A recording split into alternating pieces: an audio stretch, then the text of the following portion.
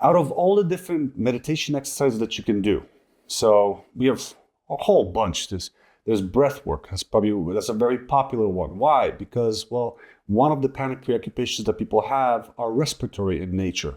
My breathing is different. Something's wrong with my breathing. I can't get enough air. This was so popular, as a matter of fact, that researchers started studying this as a possible intervention for panic attack. And for a while, in like 80s, 90s, I believe, they were recommending it. But then later they came back and said, not a good idea. We'll get into that in a second. But yeah, so there's all kinds of different meditation exercises, breath work, single point of meditation, guided meditation, progressive muscle relaxation, lots of options to choose from. Which one of these is the best at stopping panic attacks? The answer is none. Not a single one. They are all going to maintain the problem. Every single one of these options, every single one of these meditations will maintain the problem. There's perhaps one exception. ACT-based mindfulness could be helpful. But it by itself might not be enough. You might need to add the exposure component to it. Anyways, let me break this down a little bit for you. So the breathwork stuff, right? Very popular. I've had people reach out to me. It's like, hey, will this work? Nah, it ain't. Placebo can sometimes help. But what I see happen, like I've had people do like crystal healing, all kinds of like shamanic rituals. I've heard it all. I swear to you. Placebo can help, but only temporarily. Why? Because if you believe that some shamanic ritual or some kind of crystal healing or whatever, some sort of a non-traditional form of treatment will help you, you'll walk out of that treatment with higher confidence that you're cured. And with that higher confidence, you're interrupting the panic cycle, or your anxiety never quite reaches the same level. The problem is that panic cycle is still coded inside of you. It's burned into your memory. And all it will take to set the whole problem back off again is just a slightly more stressful day. Your stress levels will reach a certain level where at a certain point, you'll start freaking out again. Because ultimately, you didn't get rid of the fear of the panic symptoms. Those same preoccupations that most people have, cardiac preoccupations, respiratory preoccupations, derealized preoccupations, they're still there lodged in your mind. You still believe that maybe you'll have a heart attack, maybe you'll suffocate or faint, or maybe you'll lose your mind. 3 classic presentations of panic. Those methods don't get rid of that association. The association that maintains the panic cycle. Right? The panic cycle is fearful reactions to symptoms of fear. Right? So you get stressed out, that's a symptom. It creates symptoms of fear in your body. You then have an interpretation about those symptoms. So for example, if you get derealized, depersonalized, right, you kind of feel distant and kind of spaced out, you feel kind of spacey. You might think, oh, what if I'm losing my mind? Boom, catastrophic interpretation. Has an immediate nature to it, like it's about to happen, like I'm about to lose my mind. Feeds right back to the very intensity of that depersonalization sensation. Respiratory. Your breathing gets constricted, normal stress response, same as derealization, that's a normal stress response. And you interpret that as, what if I suffocate? I feel like I can't get enough air. Again, immediate threat to your safety. You respond to that with fear because of the interpretation, and that feeds right back into the very intensity of the symptom that you're so scared of. Cardiac preoccupations. I'm gonna have a heart attack. You feel your heart thumping, thump, thump, thump, thump, thump, right? Or maybe your ribcage is so constricted. By the way, all the pains you might feel during a panic attack, they're all muscular. You are so insanely tense so there's different theories as to how this works. Dr. Sarno did some work on this. Apparently, the blood supply when your muscle constricts so bad, blood supply to it becomes limited, and that fires the pain receptors off. It's a cramp. It's a cramp. It's a freaking cramp. It's a cramp. You get a cramp from your stress. You feel pain somewhere in your chest. You're like, oh my God, what if it's a heart attack? You respond to that with fear. That very symptom you're so scared of intensifies. Why? Because that symptom is fear-based. It's a representation, a bodily representation of the emotion you're experiencing, fear. So this entire time, we're trying to avoid these symptoms. We're like, I don't want these symptoms because I think they are a fatal danger, mortal danger to me. Meditation, breath work, all this other stuff you could do, they're ways of hopefully trying to temper down those symptoms. The problem is they require very intense focus. Now, imagine that someone has a gun to your head and now try to meditate. Is that going to work? Odds are, unless you have spent 20 years at a Buddhist monastery, it ain't going to work.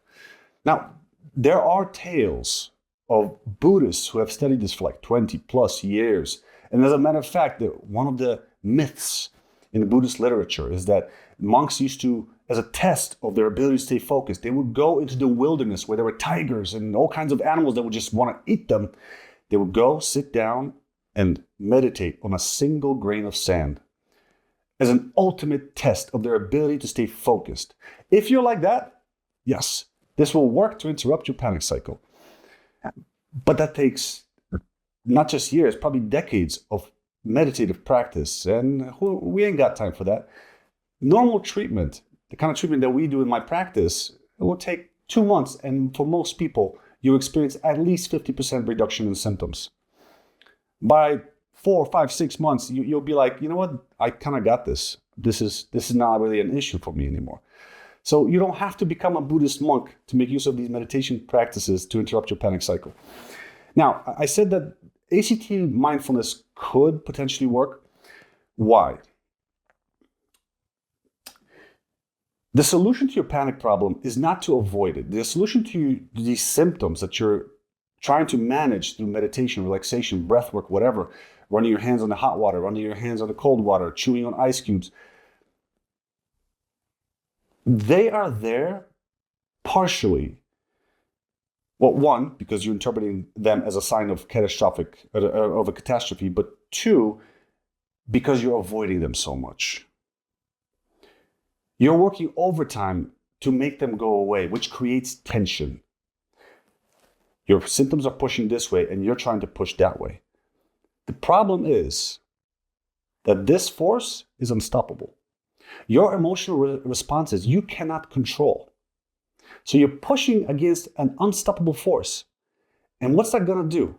If you're pushing, frustration, fear, helplessness, everything that's just going to go right into your sense of fear and feed that very symptom. So, a better way to deal with panic is when this comes, you get out of its way. You just let it go. And it will dissipate on its own because this resistance feeds it. Does that make sense? Yeah. So, basically let the panic rip. Let it rip. Get out of its way. Have those symptoms unravel as bad as they want to be. Notice when you're trying to control them, whether it's through controlling your breath or this or that or the other, and stop that. Let that go.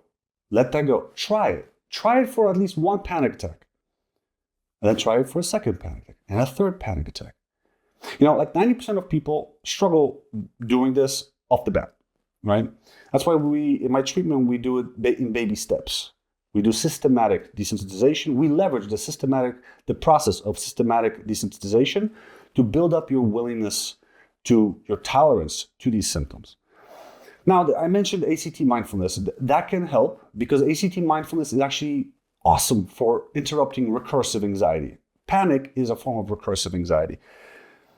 ACT mindfulness is about allowing everything that comes up for you, any source of input, whether that's thoughts, feelings in your skin, your body, sounds. For panic, it's mostly thoughts and body. Thoughts and body. These are the most important sources. Allowing your thoughts and your body to feel whatever it wants to feel. for your thoughts to have whatever thoughts they want to have and let them go. Don't get too attached to them. Just observe them. Here they are, or here's this rapid heart rate, thump, thump, thump, thump, thump. Here's a thought that maybe I'm about to have a heart attack. That's just a thought, letting it go. Thump, thump, thump, thump, thump. Observing it. Let's just see what happens. Let's ride this out. Let's see what happens. I feel like I can't breathe. Okay, it just feels like I can't breathe. Let's just see what happens. Let's just see. Let's see. I'm afraid I'm going to faint, but let's just see. Okay, I'm feeling woozy. All right, I'm feeling woozy right now. Let's just see what happens. Let's ride this baby out. All right, here it goes. Okay, still feeling woozy. I don't think I'm fainting yet. No, I'm still here. I feel very woozy. Wow, I'm short of breath. All right, or maybe you're feeling depersonalization. Like, whoa, I feel like I'm not here. Oh my God, I'm afraid I'm going to lose my mind. Okay, that's just the thoughts. That's the interpretations I'm having. Let me see. What do I feel like? Yeah, I still feel distant, right? And ride it out. Just ride this out without resisting it. If you notice yourself resisting it, get out of its way. Okay. So ACT mindfulness has some hope, has some potential here. It's really just about getting out of your own way. So I hope that was helpful. If you're looking for help, if you're tired of dealing with this on your own, we're here. So I do free 15-minute consultations, no charge. You can just chat with me about your situation, see if it fits the bill, see if this is something that we deal with. Probably we do. It's very rare. People think that they're facing something unique by that nobody else has dealt with. Let me tell you, it's all the same. It's all the same. What people fixate varies, but it's so super similar that even those 3 preoccupations, they repeat in almost every single individual. Cardiac fears, respiratory fears, derealized fears. That's how similar this is. Now, the very minute details of your preoccupations might be different, and they probably are. But the category is the same. The mechanism, the panic cycle, exactly the same. Fear of symptoms of fear. So, we have multiple options as far as affordability. We do accept some insurance. We are in network with some insurance. We accept all out-of-network insurance, as long as, so if you have like a PPO plan, then you likely have out-of-network benefits, so they'll help cover some of your costs. As far as in-network, right now, as of today is the 16th of February, 2025. We accept Blue Cross Blue Shield and Cigna. If you don't have Blue Cross Blue Shield or Cigna, the pricing, we try to make it affordable for everybody. So we have 3 different levels. $75 per session is with somebody who this is all by experience. So $75 is for supervised graduate clinician. $150 per session, that's with somebody who has more experienced associate clinician. And then $300 per session, that's for the most experienced level of a therapist, lead supervising clinician. So I hope that was helpful.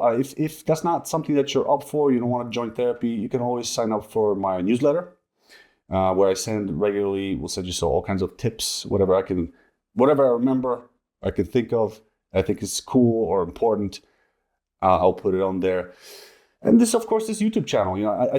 I'm trying my best to be regular with this. I fall off the horse every now and then, but I'm trying to get back on it right now. So subscribe if you haven't subscribed, and I'll see you in the next video.